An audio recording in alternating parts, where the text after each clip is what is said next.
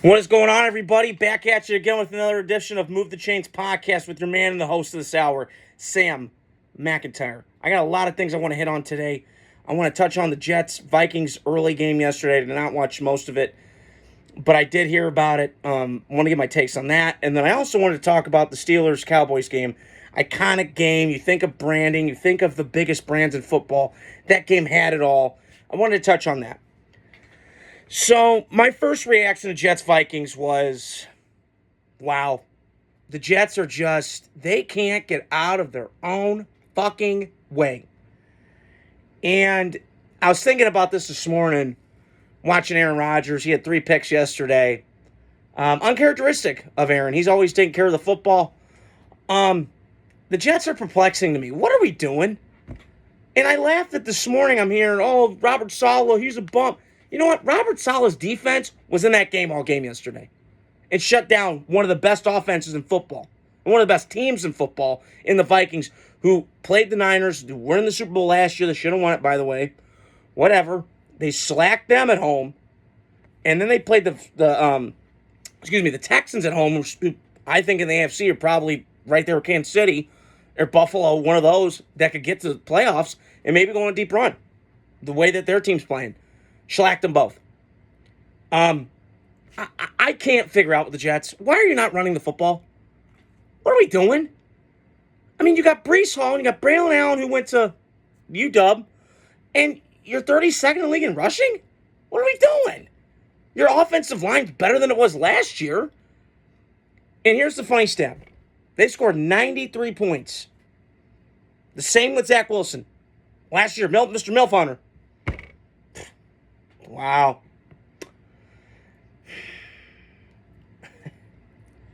I'm at a loss for words with the Jets because I said before the year they're my third best team in that division. I still feel that way. Miami, obviously, I put third. Or no, I had the Jets second, Miami third. Okay, I'm trying to remember here. But I still think the Jets, to me, could be the second best team in that division because the way Miami's playing right now, they look unwatchable. New England, that's a mess. So I just don't. The Jets, to me, and listen, I've said this before with Aaron Rodgers. I love him. He's one of my favorite quarterbacks of all time.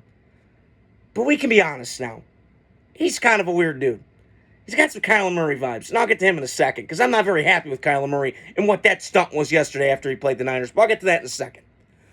But Aaron Rodgers, to me, watch the body language. And this is key to me. And I didn't think of this, but this is how Aaron is now. I remember that playoff game a couple years ago against the Niners. When they should have won at home. I don't know what the fuck that was, but they lost at home. Mercedes Lewis fumbles. Fred Warner knocks the ball out. Fumbles. Aaron Rodgers' mood completely changed. And he's always been a front runner. You know, that's how Aaron is. And again, that's great when things are going well. But it's like life. That's life. Frank Sinatra. You got to be able to handle adversity and take the beatings. Now, I'll say this with Aaron this year. He's past his prime at this point. You know, he can't, the back shoulder stuff that he was so great with Green Bay with, that's not the same. This Jet team to me, I don't know what you do. Now, I'm going to defend Robert Saleh in this case. His defense is balling to me. They're a physical team, the Jets. I see a little bit of Niners, like they can fly around, they're fast. Sauce Gardner's a really good corner. He doesn't tackle as much as I like, in my opinion, being a 6'1", 208 corner. He doesn't do much for me. And then I go on the other side. They were without Quinn Williams, who's a stud, who I knew coming out of Bama would be a freak. And he's 2 years ago, he was a man among boys. I've said this before in this podcast. He's a stud. You were without Bryce Huff, and Hassan Reddick still no-show. Imagine if they had those guys with the pieces they have. And you're forgetting about C.J. Mosley, who's been a really good player ever since he was in Baltimore. And then Quinn Williams' brother's a stud. So this Jets defense is going to keep them in games. I'm not disputing that. And they kept them in games yesterday, even though they were down 17-0. Some of that was the Aaron Rodgers pick six, and I get all that. But the Jets, to me, here's an idea. Run the fucking ball. Run the fucking ball. Go in the headset, tell Hackett, run the fucking ball. Because when I got two backs like this, two change of pace, one's fast, one's Braylon Allen, just fucking muscular and mean and just, you know, run the ball. Take pressure off Aaron. There's no reason to throw it 54 times at his age. He's coming off an Achilles. He got hit yesterday a bunch. Again, this is 2 weeks in a row, Jets. Do better. And I don't know. And Aaron, I just love how he's always sighing and eye rolling. Hey, dude, I got a message for you. You brought Nathaniel Hackett, your buddy from Green Bay. You brought Alan Lazard, who keeps dropping the fucking ball. Looks like Stevie Wonder at a darts competition, for Christ's sake. Can't even catch anything. Catch the ball. It's all appease Aaron. And listen, this is what the Jets are. They're a low self-esteem franchise. They're like the Cleveland. They got desperate because here's the one rule. I'll tell anybody this that watches football. Do not, and I mean do not whiff on these two important positions in football. Everybody take notes. You can't whiff on the quarterback, and you can't whiff on the left tackle. And they did both. They could have taken Justin Fields in that draft, the 2020 draft. They got smitten by Zach Wilson because of played junk that last year at BYU. Usually BYU plays pretty good teams. That year they didn't. It was the Corona year. It was weird. And listen, I got fooled too when I watched the pro day. Him doing the black boot, and I'm like, holy shit, he's got an arm. Okay. But then I did deeper. And I'm not bought in. And you just saw it. He wasn't mature. He didn't handle it. Okay. And then you look at right now. The Jets, and again, they should have taken Mekhi. They took Mekhi Becton over Tristan Wirfs. Shout out to my cousin Tim and Rocky, who went to Iowa. I know I've joked about Iowa, but they went to Iowa. And Tristan Wirfs is a stud. He's an all-pro. He's going to be probably Hall of Famer, probably one day. You could have had him. So, again, I could bang on Robert Saleh all day. I can't today. He has not now. He's not a good coach. I'm just saying, how are you on your side of the ball? If you're a head coach. Like Brandon Staley last year, okay, we're defensive coach. Your defense sucks. So you can't hang your hat on that. When I watch the Bears, Matt Eberflus, defensive guy, right? His defense is balling. They got playmakers everywhere on defense. I watch the Bears and I watch the Jets and I go, oh, okay, Robert Saleh and Matt Eberflus have their staple and their fingerprints all on the defense side of the ball, and they're playing great football. Now, we could argue, they played Carolina yesterday, whatever. The Bears did. But I still think the Jets, to me, need to get this figured out. Now, I think, I don't know where this is going to go. They feel like it's like a ticking time bomb. In any moment, that's because shit's going to blow up. But this is what the Jets do. The saying that I have is, fuck around, find out. Super chance, super prizes. This is what happens. I mean, again, this is all traced back to, if you didn't whiff on the quarterback and you didn't whiff on the left tackle, we wouldn't be in this fucking mess. But the Jets are. So, I don't know.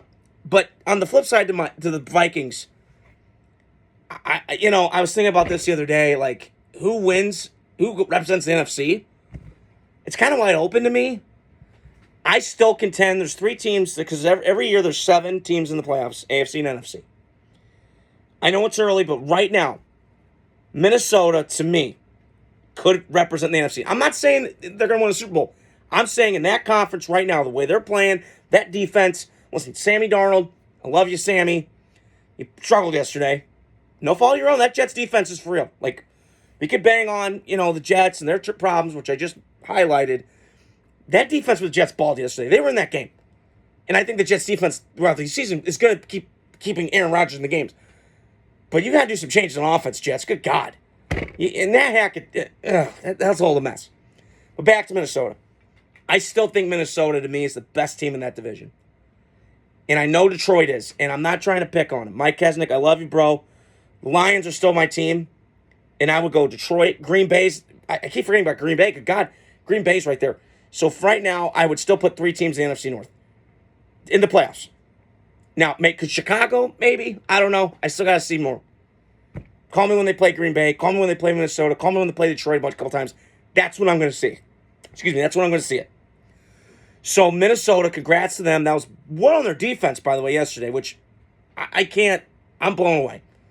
Now, is this scheme that Brian Flores runs where they're sending 8, dropping back coverage post-snap? Is that confusing people? I don't know. But I'm going off what I see. That defense is elite, man. If you can fool C.J. Stroud, who's had the best rookie quarterback seasons of all time last year, and you fooled the Niners with Brock Purdy and that offensive arsenal Kyle Shanahan obviously can game plan against, I give you a lot of props. Now, they were at home, so in the dome with the skull, So maybe that helps a little bit with the crowd noise, and maybe that gets Sam going a little bit. But this Minnesota team's legit, man. Like, I don't see a collapse. I know Minnesota's done this for years with their history. Go back to 2016 when they were 5-0 and then they fell apart.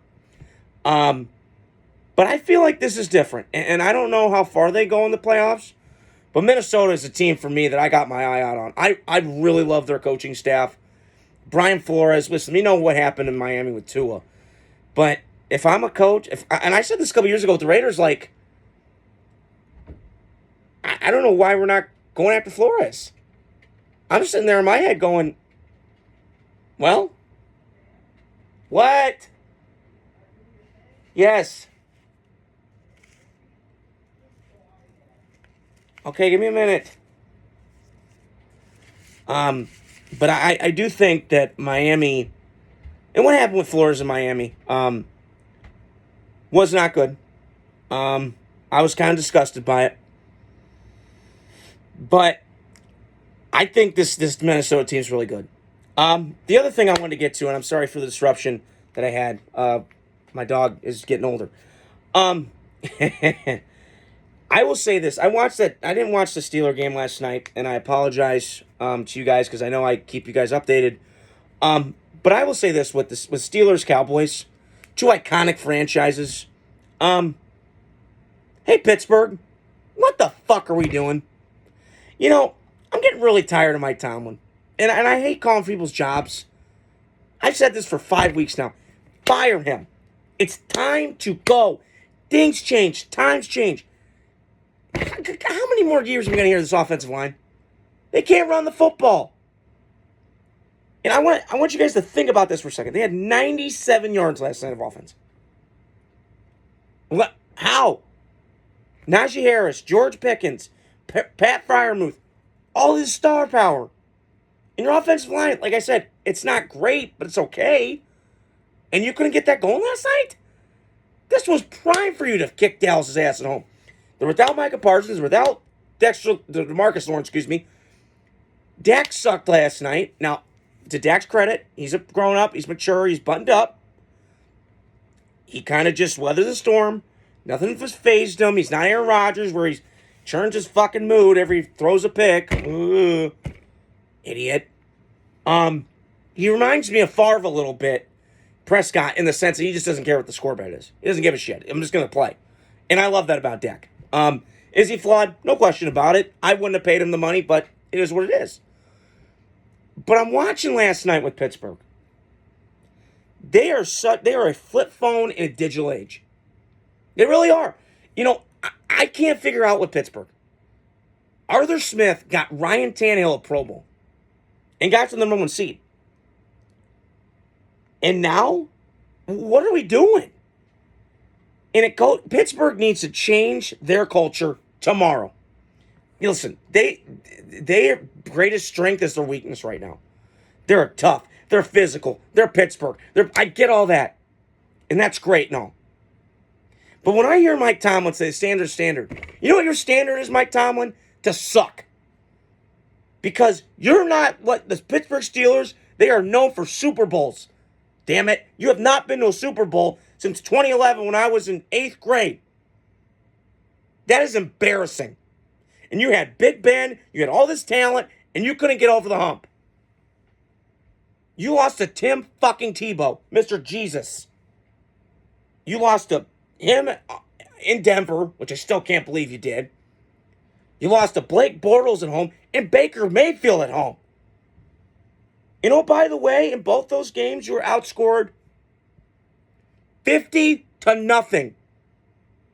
Both those home playoff games. Before you kind of garbage time statted it up.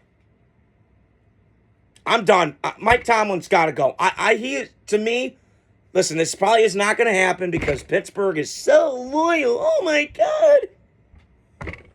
You know what that gets you? That's overrated to me. I'm done with Pittsburgh, man. I'm shorting them the rest of the season. And they'll probably beat my Raiders, and I'll get to my reaction about the game. Shout out to my brother. Congrats on Denver winning. I'll get to them later on another day. But Mike Tomlin's got to go. I can't keep watching this movie. Because Pittsburgh has had too much talent for years not to do better. They remind me of the Eagles right now. Now, would I rather have Jalen Hurts over Justin Fields? I don't know. I'd rather have neither, if you want my honest fucking opinion. Because Pittsburgh, there's no excuse why this team continues to just underachieve. I don't get it. And I just laugh at Pittsburgh. They're just content with being 9-7. Horseshit. You're the Pittsburgh fucking Steelers. When I think big brands in my lifetime of NFL, in my lifetime, I think of the Cowboys, I think of the Steelers, I think of the Packers. You know what? 1, 2, 3, I'm taking Pittsburgh out. Put Green Bay in there. Because Green Bay, in a tougher NFC lately, has won playoff games more than you. You haven't won a playoff game since I was in college. And, oh, by the way, in that playoff game, you scored 6 field goals. With Big Ben. With AB and with Le'Veon Bell before he went cuckoo in the cuckoo bust. Come on now. They've had 25 years. Terry Bradshaw retired, and I heard the stat today, 1983. And you've had one quarterback that's been elite, Big Ben. And I would argue Big Ben underachieved, in my opinion, because of all that talent he had. But, you know, Mr. Big Ben didn't want to put the time in. Again, don't know why. So, I couldn't believe my eyes when I saw 97 yards of total offense last night. I'm really tired of the media saying, well, Mike Tomlin released the season. You know what that's great for? That's great for the Panthers or Jacksonville who've never been in a Super Bowl. No, Carolina's been the one, excuse me, but Jacksonville, you get what I'm saying. I'm done. Mike Tomlin, got to go. Bye. I'm out. And typical, here we go. Pittsburgh spending all their money on the defense side of the football. Congrats. That's not good enough. You're in a division now with firepower everywhere. You've got the Ravens with their firepower, the Bengals with theirs on any given Sunday. In Cleveland, say what you want. When they get a quarterback right in that room that's not weird and Bill Cosby light with Deshaun Watson, that roster's loaded. So, hey, Pittsburgh, do yourself a favor. Go get a fucking quarterback. Get a new coach. Get a new system. Move on from Tomlin. Good God. This whole nonsense of, we've only had 3 coaches. Good for you. You're stability. I get it. But there comes a point in time, it's time to move on. Do something different. I'm out, man. I've been out on the Steelers for a while. Last night came to fruition to me. I can't watch them anymore. They disgust me. They're not a good football team. They're just not. They're not good coached. Offensively, they look lost. I'm out. I'm out. So, like I said, Raiders play them this weekend in Vegas. I want revenge after last year's nonsense. But yeah, so that's all I wanted to say on here. I know I went off a little bit on my tangent, but I just love football, as you guys know. Like I always say, subscribe, like, share. Share to the public about my content. And, more videos will be coming out soon. I hope you guys have a great night. I know I post a little bit later. But hope you guys have a great night. And talk to you guys soon.